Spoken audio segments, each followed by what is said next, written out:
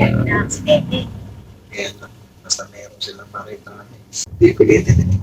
Lalo, di ba yung mga truck, no? Tapos yung hindi sila nakikita. Kaya kalas meron na sasagasaan ng mga malalaking truck. Kaya kawawa rin yung mga driver eh. Ba't ganun, no? Kahit kasalanan ng motor, ang mag-aano yung driver ng truck.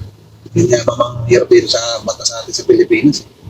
Dati nga sa trabaho ko, ma'am, nag-drive lang na ganyan yung kasamahan ko. Dito lang, sa side siya nito. Tapos yung motor dito, papunta siya sa kabit, dito siya. Ngayon, na-slide. Pumasok ngayon sa sasakyan. Patay, nasa gasaan. Namatay yung nakamotor.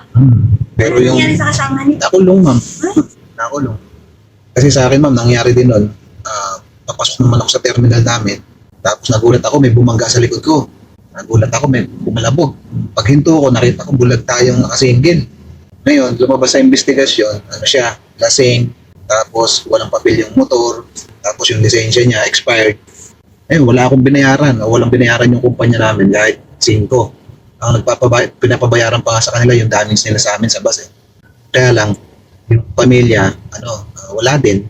Kaya nakikiusap sa amin na wala silang pambayad. Ang ginawa ko pa noon, ma'am, humingi pa ako ng mga tulong sa mga kasama ko sa trabaho, nag-donate kami. Tapos nakaipon ako ng konti. Binigay ko pa sa pamilya. Tapos napalitan ko, namatay na lang.